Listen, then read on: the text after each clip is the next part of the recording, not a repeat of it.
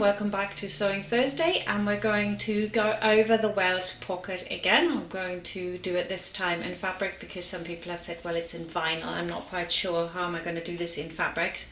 So I've done another video this time, not with a zip, but just with a cotton fabric, and we're going to find out how that works, exactly what you need for it. And I'm also going to show you the other option, which is the single welt. Again, we're using the cheat way, the same way, very simple, very easy for you to do. And then finally, I want to show you another method which I've picked up from the lady that does the swoon bags. I think it's super. She's come up with a little idea which works for bags, not for clothing. Please don't do it on clothes, but for bags. Super little idea as well, and that's at the end of the video. So let's get started. Let's recap. Just say you want to put your pocket into this piece here, and the lips and the inner pocket are going to be in this orange. So I'm going to take my fabric, and this is where my pocket is going to go. So on the back you need to put some Violin to make it stronger, otherwise it'll rip out possibly. When you're using fabric, you need to reinforce the area that the pocket is going to go on. So you go on no steam, and you just put enough Violin on to go either side of it, a little bit further obviously. And I'm just going to press this, and then I'm also going to press some Violin on the wrong side of where my lips are. I'm going to position that fairly much in the same place. Firmly secure your Violin on that spot. So that is what is different to last week, so I didn't show that. Now we've got this all ready, we need to mark where our pocket is going to go, and I'm going to do this in blue tailor's chalk. Of course, if this was for reals, I wouldn't do it in blue, I'd do it in white. To be honest, you can draw this with a pencil as well. Sometimes that's even better because it's, you know, not so thick. Anyway, I've done that. So now I'll take this one, put it over, and put this one on top of it. You must make sure that you have enough for your pocket. Put pin there. I'm not actually going to put a pin where I'm sewing. It's just so I can hold it in place, and I can now sew all the way around with a small stitch. So when you sew this, you want to reduce the stitch length, that's right important, to about 1.5, and then have your presser foot so you can sew straight through the center there. That line needs to be right in the middle of your presser foot. Lift the presser foot, make sure the needle is down, and then come back up the other side. Always have that line with its pencil or blue chalk right in the center.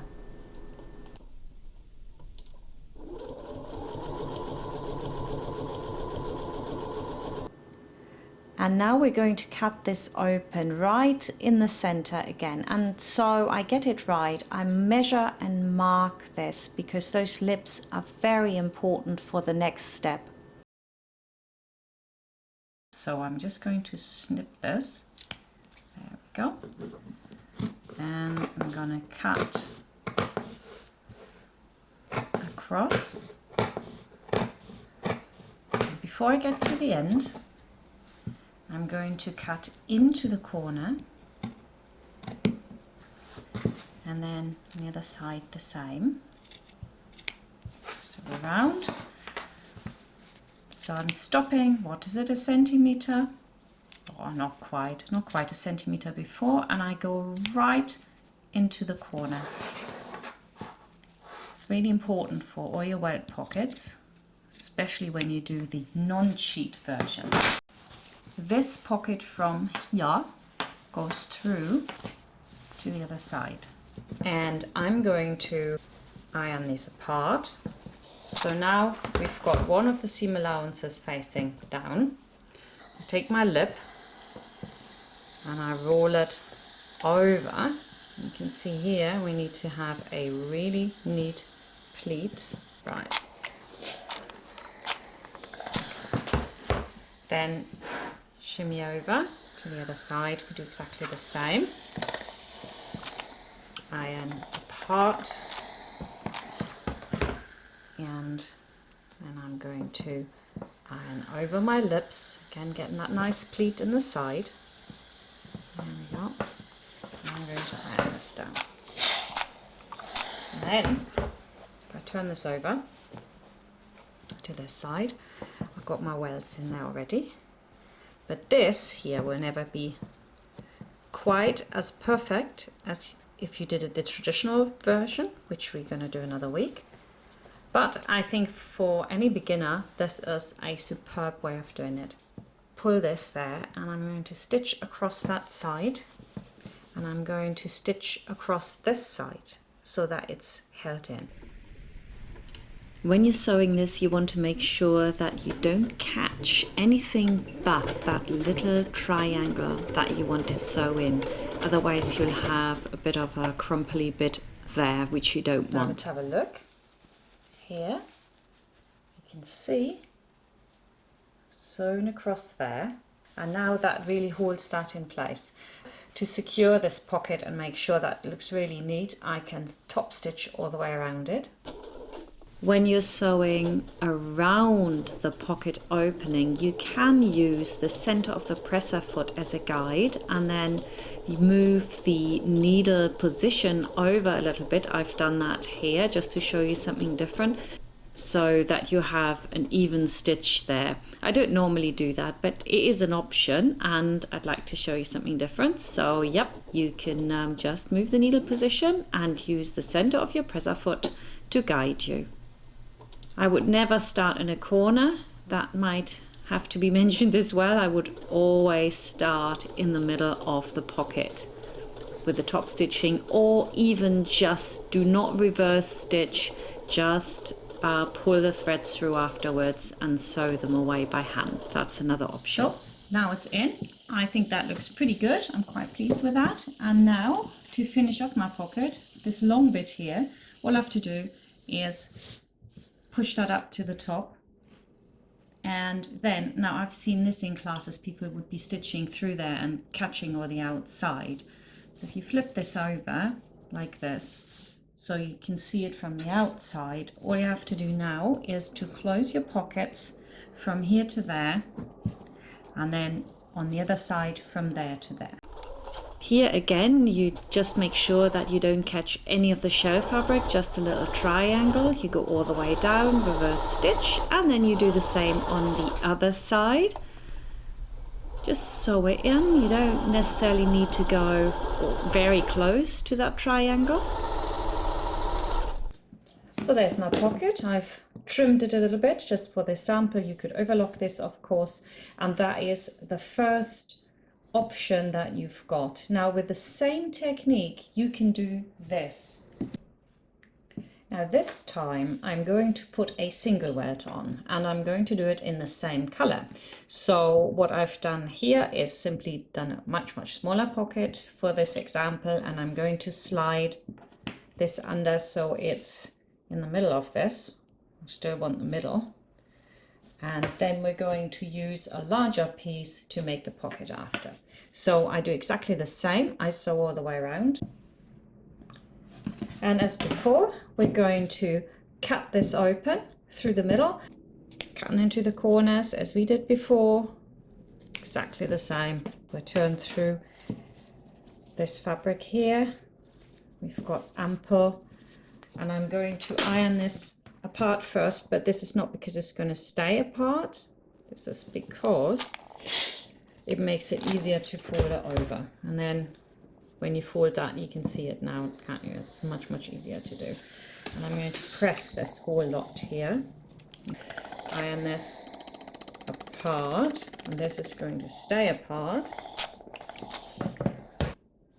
I'm going to attach my pocket here to this already, so that I can then fold it up like that. So with that side, which is going to be the pocket, open, attach the actual pocket to your lip. I didn't take much of a seam allowance because, as you can see, my lip was a little bit short. So now I'm going to just lift this up, to make it fit. So you can do that from this side if you like. So put it on your ironing board. There you go. And we're going to just move out this bit. I'm not going to do it again because it's only a sample. I wish I'd left it much longer. We're going to move it out so that when I fold this up, this sits beautifully in there. Wow. So, and this is the cheats welt pocket really for the top of your trousers or something else. It's just so easy. Now, same as before, I'm going to top stitch it all the way around. And you can see, beautiful.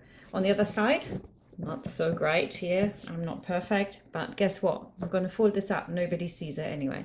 Fold this over to where our pocket is. I actually don't need all this stuff now.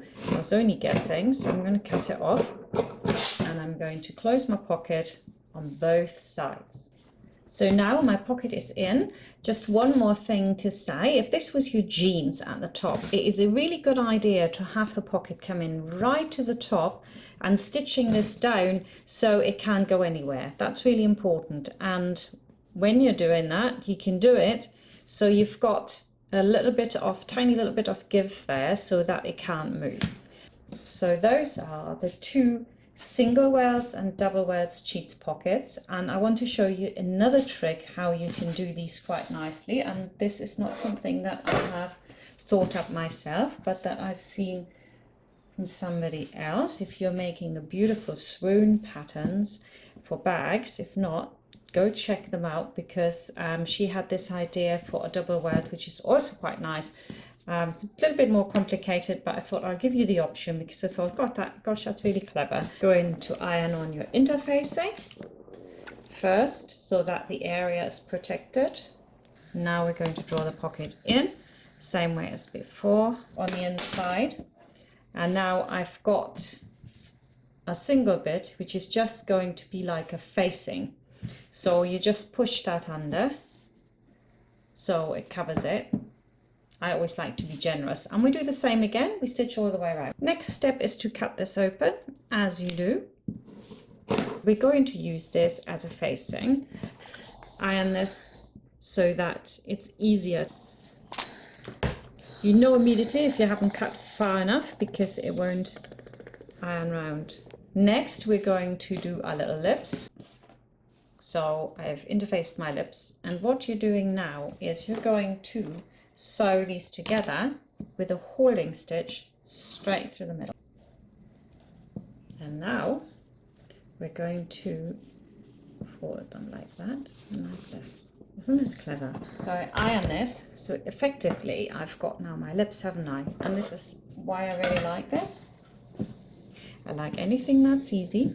You just position your pocket over. It's always good to learn something else or do something a different way and be inspired. So now I'm going to stitch all the way around. This is all sewn in, right? Next step is I'm just going to very carefully open back up the stitching that I had. So just a quick suggestion, if you're wanting to do this, I would maybe just interface half of this so that it's not so thick. And maybe for this, use a really lightweight fabric so that it doesn't come up so thick. So the next thing is, as ever, the lower part of your pocket is where we attach the pocket first. So lift up your lip and sew across there like we did before. There's my seam, all done. And then you simply fold this up and you attach it to the top here. Sew across there. Then we're going to close the pocket on either side as before.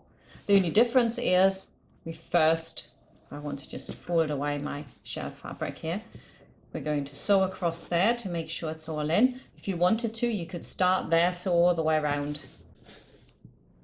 Now this had a really good press and it is really, really thick. I think though that this might be a really nice pocket for a bag. Like I said, I've picked this up from something the lady from Swoon Bags did, and that is actually a really good tip. For clothing, I think you want to stick with my earlier method, because all these layers do make it a little bit thick. You can then, once you're done, cut them back a bit, but they'll be still thick. Way too thick for clothing, but perfect for a little bag.